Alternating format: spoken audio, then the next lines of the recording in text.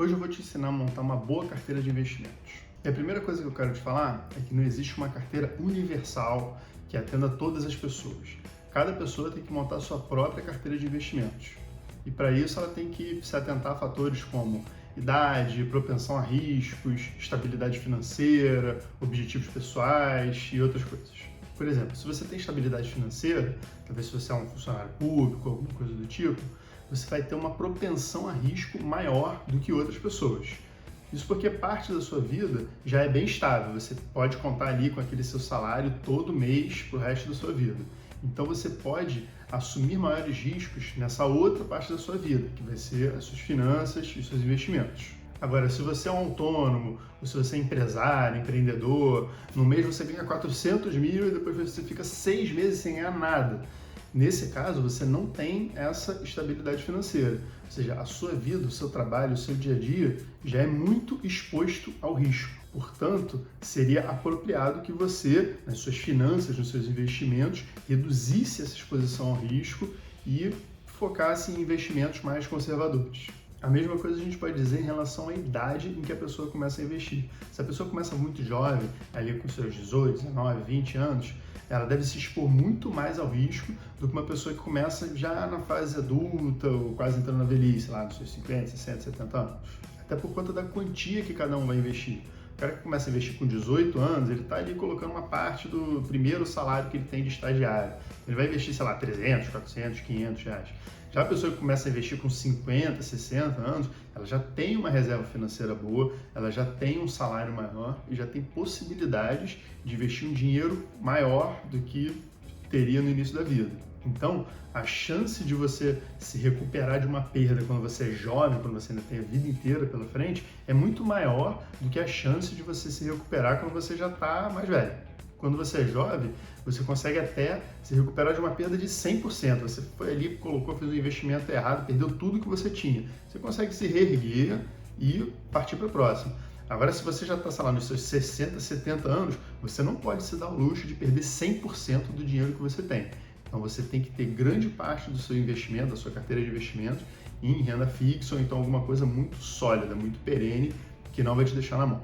E o meu objetivo aqui não é montar uma carteira que pode ser usada por qualquer pessoa, mas é te ensinar a montar a sua própria carteira de acordo com os seus objetivos e adaptada ao seu perfil. Bom, eu vou fazer algumas definições só para você ficar ligado no que eu estou falando. Em primeiro lugar, renda fixa.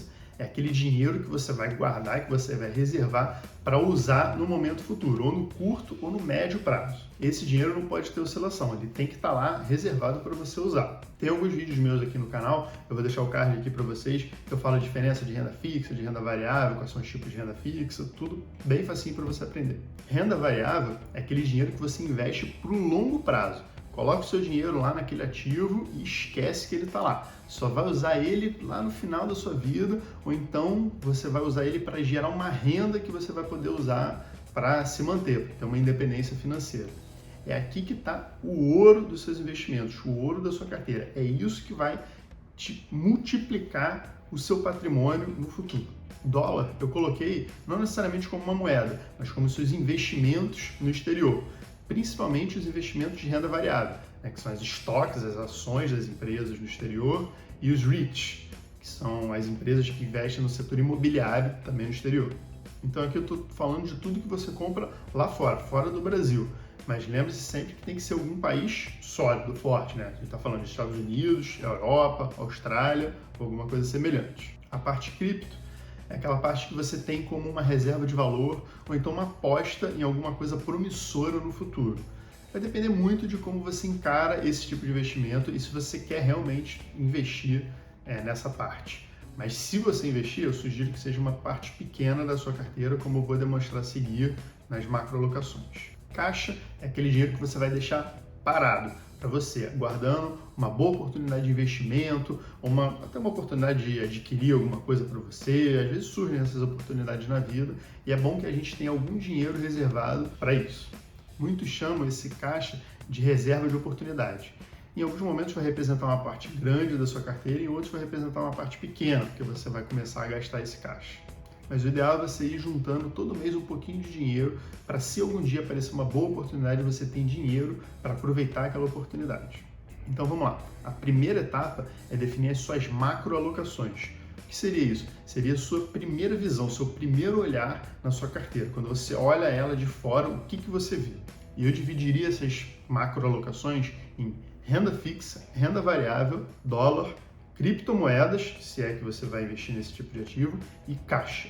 Se o seu perfil é mais conservador, ou seja, você já tem uma idade mais avançada, você tem pouca propensão ao risco, você não tem tanta estabilidade financeira assim, então eu faria uma divisão de carteira com as macroalocações dessa forma que eu vou mostrar aqui. Eu colocaria renda fixa 50%, metade da sua carteira, renda variável 25%, e os outros eu dividiria, eu colocaria 15% em dólar, nos investimentos no exterior, 5% em cripto, se é que você quer investir nisso, e os outros 5% eu deixaria como caixa. Agora, se o seu perfil é mais arrojado, ou seja, se você é mais jovem, se você tem uma maior propensão ao risco, se o seu trabalho já te dá uma estabilidade financeira, se os seus objetivos são de longo prazo, enfim, eu faria uma carteira montada em macroalocações dessa forma.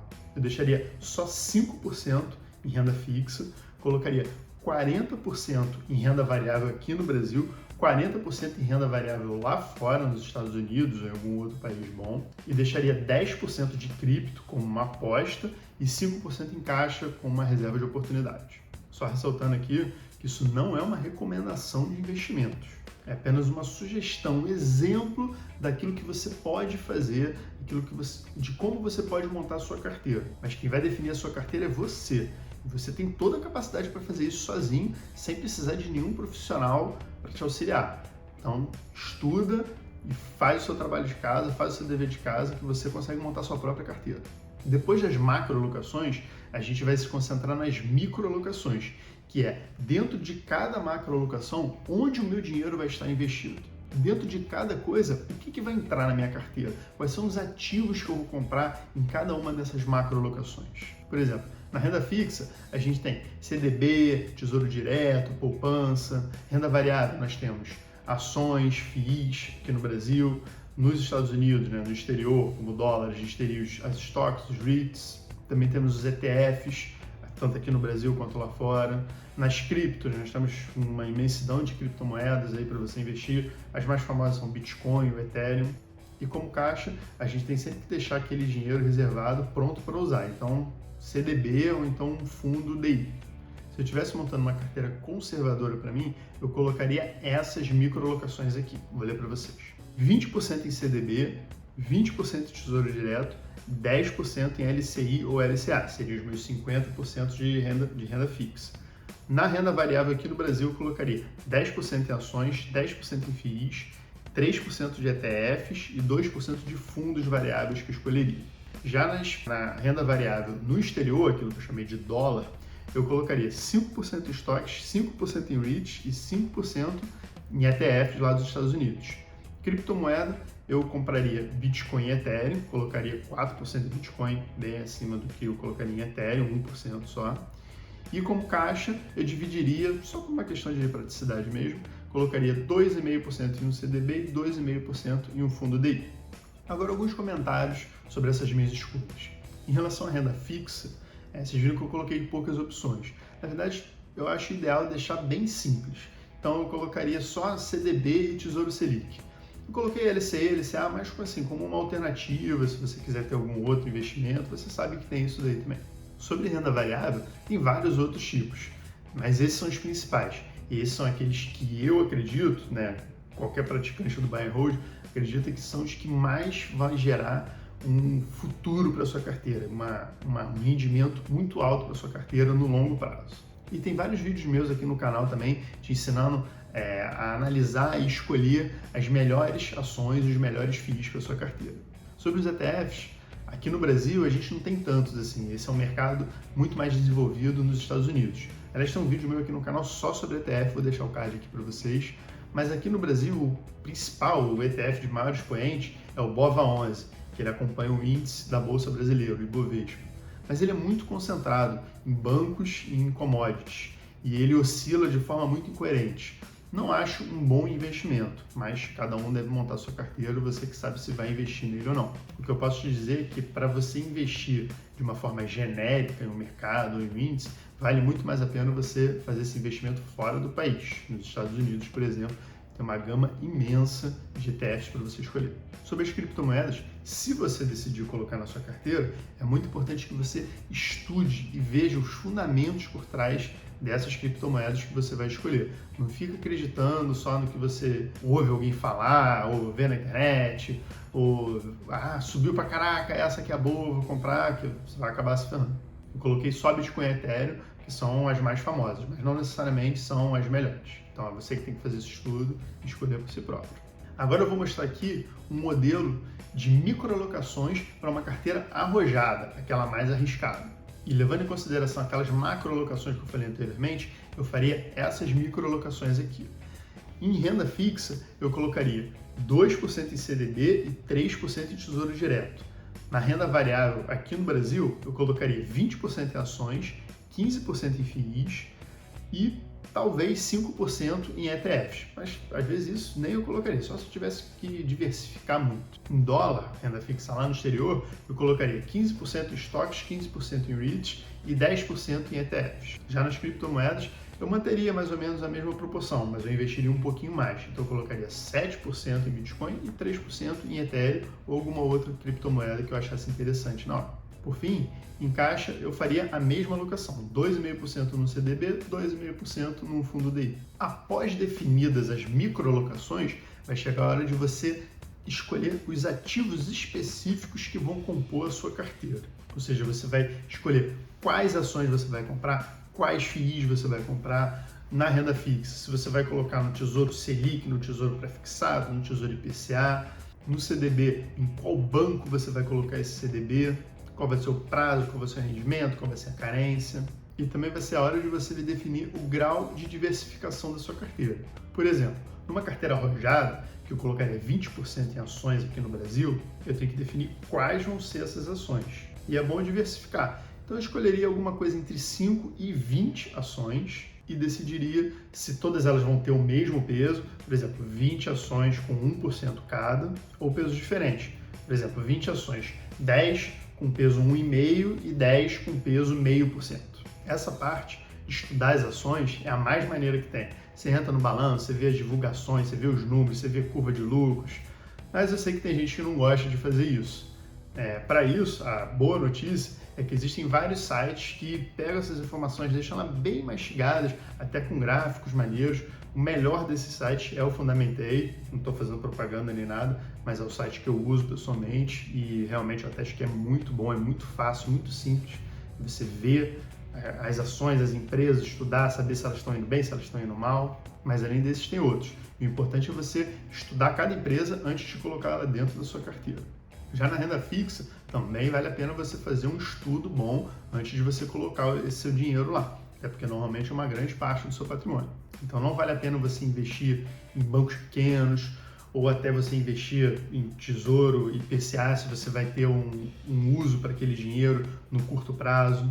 Enfim, tem uma série de especificidades, uma série de detalhes nesses investimentos de renda fixa. Vou deixar um card de um vídeo meu aqui em que eu falo sobre todos os tipos de renda fixa para você ver e estudar bem isso. Mas o que eu mais recomendo para você nessa parte de renda fixa é simplicidade.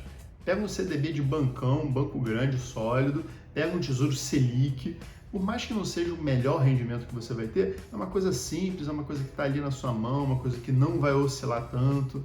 Então assim, você vai ter uma possibilidade bem melhor de garantir aquele seu dinheiro, aquele seu patrimônio para quando você quiser, quando você precisar usar ele. Bom, agora a sua carteira já está montada. Cabe a você ir fazendo mês a mês os seus aportes, para você não aportar uma quantidade muito grande de dinheiro num único ativo, num momento só, porque aquele ativo pode oscilar, pode ir para cima, pode ir para baixo, você pode perder bastante dinheiro.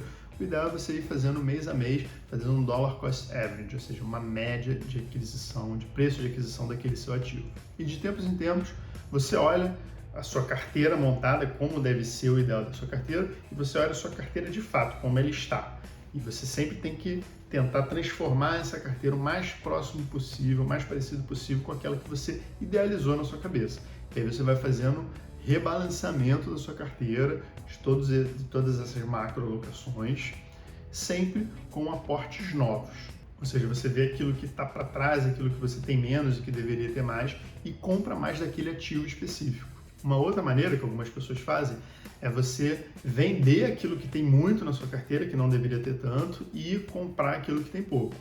Mas isso é um pouco complicado, até porque, principalmente em ativos de renda variável, que eles sofrem uma variação muito grande, vai acabar que assim, você vai, essa ação subiu, essa ação caiu, eu vou vender essa e vou comprar essa, e depois essa sobe e essa cai, aí você vende essa e compra essa, você fica sempre nesse negócio, conforme você vai vendendo, você vai ter que pagar corretagem, vai ter que pagar imposto de renda, vai ter que pagar um monte de coisa, então assim, não vale a pena, vale mais a pena você colocar dinheiro novo, colocar aportes novos, você sempre vai ter que fazer aportes, e você ir rebalanceando a sua carteira com esses aportes novos. Uma última coisa que eu deixei propositalmente de fora desse vídeo foi sobre a sua reserva de emergência. Aqui eu falei sobre você montar a sua carteira de investimentos. Isso exclui totalmente a sua reserva de emergência. Aqui eu estou falando de dinheiro que você vai investir. A reserva de emergência é um dinheiro que você tem que deixar lá parado para alguma emergência, sempre numa renda fixa, uma coisa que você não vai perder nada e esquecer que você tem aquilo. Foca os seus estudos, a sua concentração na sua carteira de investimentos, sem esquecer que você tem que ter uma reserva de emergência. Eu tenho um vídeo que eu falo tudo sobre a reserva de emergência, eu vou deixar o card aqui também para vocês e dá uma olhada lá que vale a pena. Bom, por hoje é isso. Espero que tenha ajudado você a começar a montar a sua carteira de investimentos. E se você curte vídeos desse tipo, se inscreve aqui no canal. Tchau!